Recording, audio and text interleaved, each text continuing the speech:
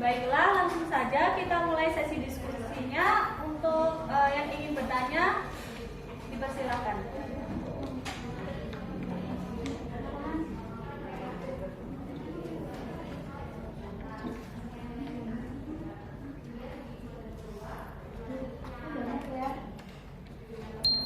Pertanyaan 1 untuk Armita, dipersilakan untuk menyampaikan pertanyaannya. Baik, terima kasih. Perkenalkan, nama saya Armita Yuliantia dengan akronim 186. Ini saya ingin bertanya, seperti apa sistem dari bahasa Melayu itu? Sampai dikatakan bahwa bahasa Melayu itu memiliki sistem bahasa yang sederhana dan akhirnya diangkat menjadi bahasa Indonesia. Apakah pertanyaan dapat dipahami? Baik, terima kasih. Pertanyaan kedua.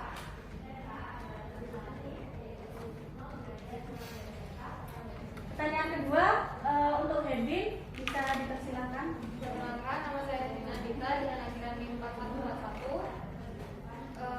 Ini saya tanya, tadi kan sudah dijelaskan tentang ejaan pembaruan itu dijelaskan tadi kalau tidak dilaksanakan. Nah, itu alasannya kenapa Mbak? Maaf. Baik, terima kasih atas pertanyaannya. Kemudian pertanyaan ketiga.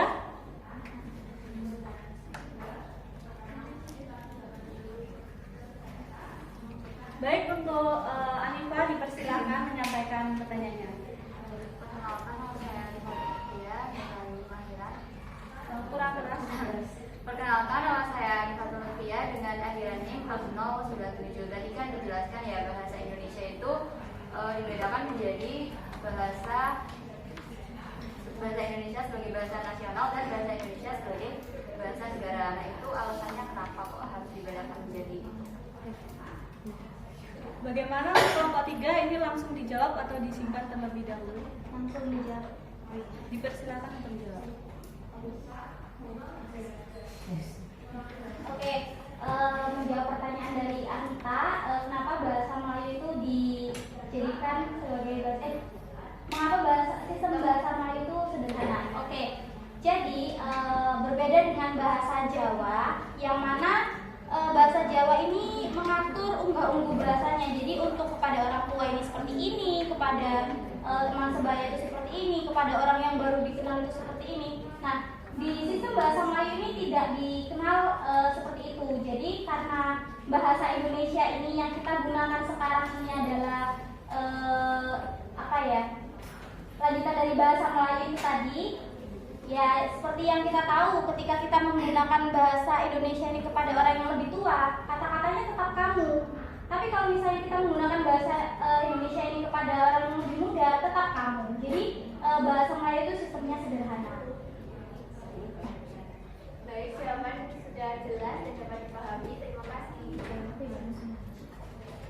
Selanjutnya saya akan menjawab pertanyaan dari Anifah.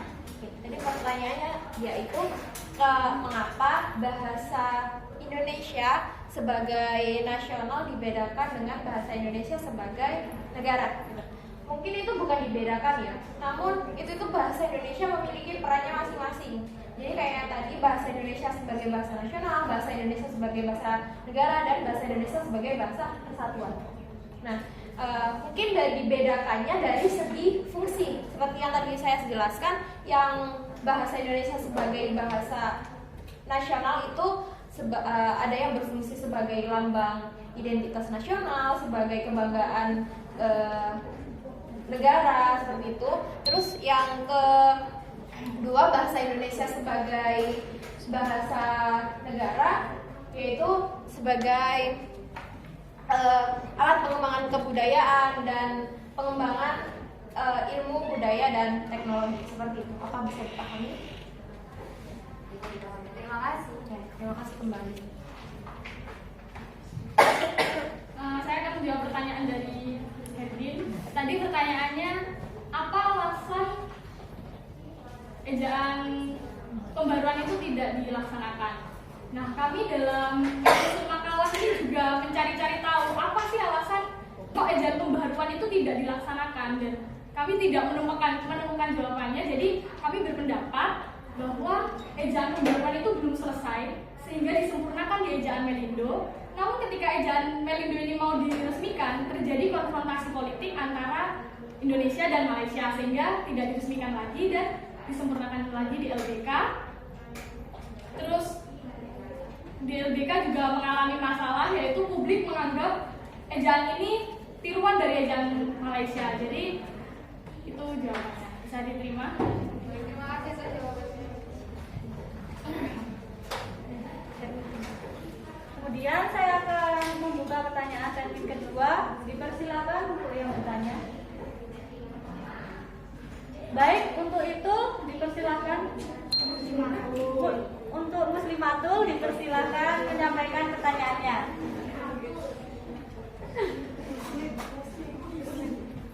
Baik, terima kasih. Perkenalkan, nama saya Muslimatul Hasanah dengan 210 Di sini saya akan bertanya kepada kelompok 3.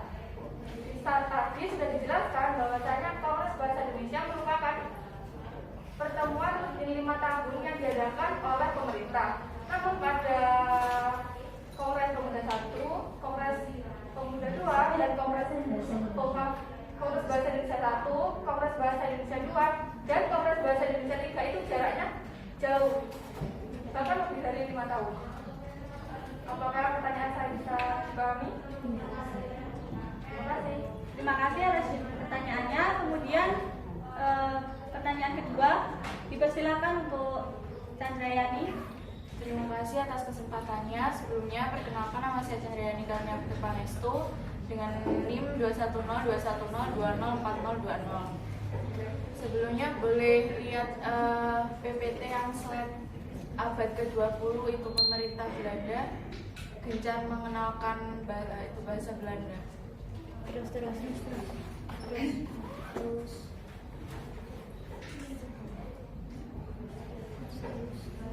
Nah, itu kan tadi sudah dijelaskan juga sama Devia ya. Memasuki abad ke-20, pemerintah Belanda kan mulai gencar mengenalkan bahasa Belanda sebagai bahasa pengantar dalam pendidikan Eropa untuk pribumi.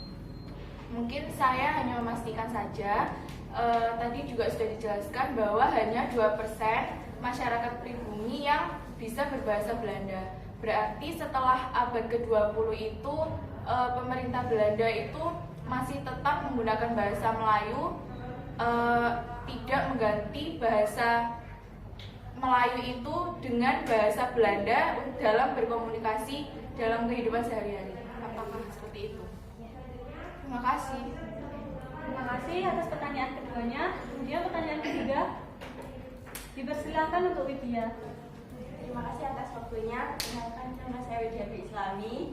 Jadi dalam bahasa Indonesia terdapat bahasa serapan yaitu dari bahasa Portugis, Cina, dan lain-lain. Pertanyaannya, apakah ada standar tertentu untuk ragam bahasa serapan tersebut diserap dalam bahasa Indonesia? Terima kasih. Terima kasih. Bagaimana untuk kelompok 3? Apakah disimpan atau langsung dijawab? Baik, dipersilakan. Baik, di sini saya akan menjawab pertanyaan dari Muslimatul, yaitu alasan Kongres 1, 2, 3 memiliki jarak yang jauh.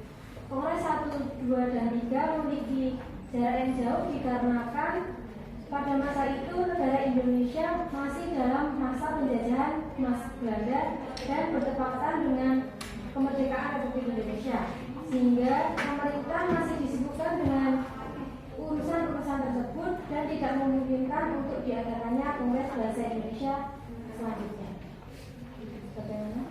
Baik, jawaban dari kelompok Pak Harun, terima kasih.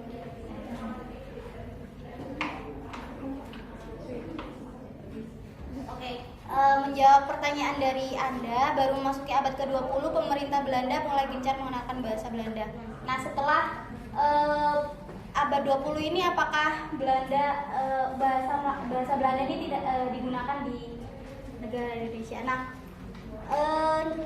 pada faktanya 1940 itu yang 2% tadi saya menyebutkan 2% keseluruhan penduduk Indonesia yang menguasai bahasa Belanda itu pada tahun 1940.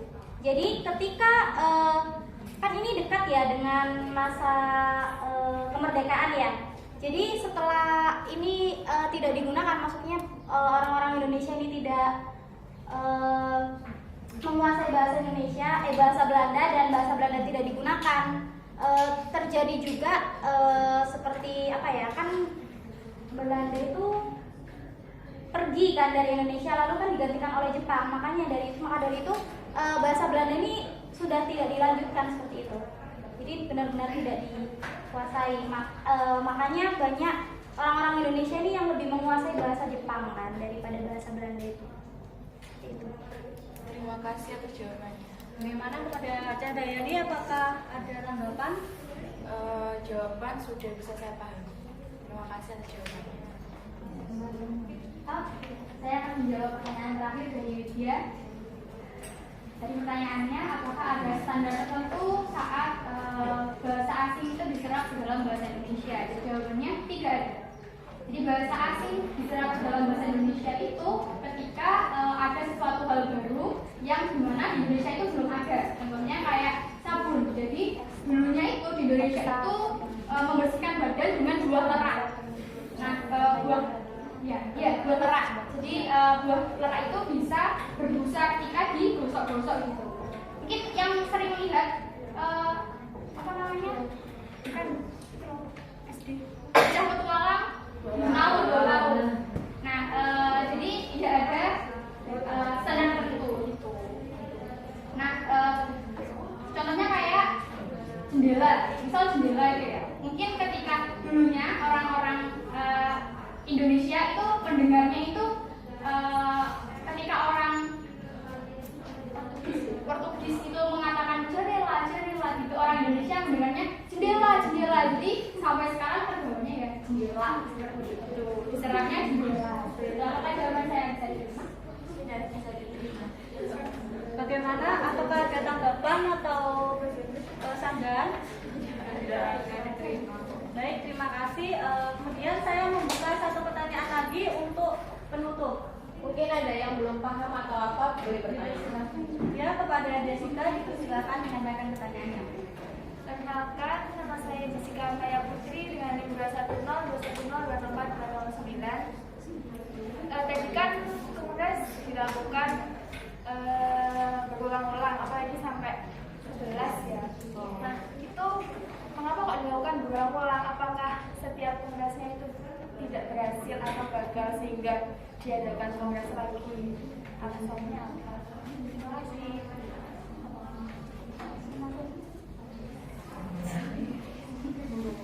Oke, jadi kenapa sih kongres ini dilakukan berulang-ulang? Nah, pastinya bahasa Indonesia itu kan mengalami perkembangan ya. Terus teknologi juga berkembang semakin pesat. Makanya kongres bahasa ini dilakukan untuk apa? Untuk mengenalkan bahwasanya bahasa Indonesia ini harus dikembangkan. Harus seperti apa sih bahasa Indonesia ini? Makanya pada kongres ke-11 ada hasil yang mengatakan bahwa bahasa Indonesia ini harus diinternasionalkan. Nah, dengan berkembangnya teknologi dan dengan kemajuan dunia, maka kita ini tidak boleh terbelakang. Bahasa ini harus dikembangkan terus, seperti apa seperti itu. Jadi bukan karena kongresnya tidak berhasil, namun merumuskan tujuan-tujuan baru agar bahasa Indonesia ini lebih berkembang, lebih dikenal oleh masyarakat luas seperti itu, mengikuti zaman. Sedikit menambahkan, mungkin ya pendapat saya ini kan kongres ini tuh tidak hanya dihadiri oleh kaum petinggi, juga dihadiri oleh rakyat biasa. Jadi mungkin ada beberapa pendapat dari rakyat biasa yang bisa dijadikan hasil dari kongres ini sendiri gitu. Jadi ada pendapat-pendapat yang dikumpulkan kemudian dijadikan satu seperti itu. Dan kongres bahasa Indonesia yang terakhir pun tidak hanya dihadiri oleh orang-orang di Indonesia yang dari Indonesia, namun juga dihadiri oleh orang-orang yang dari luar negeri. Jadi untuk memperkenalkan bahwasanya bahasa Indonesia ini identitas kita kayak gitu.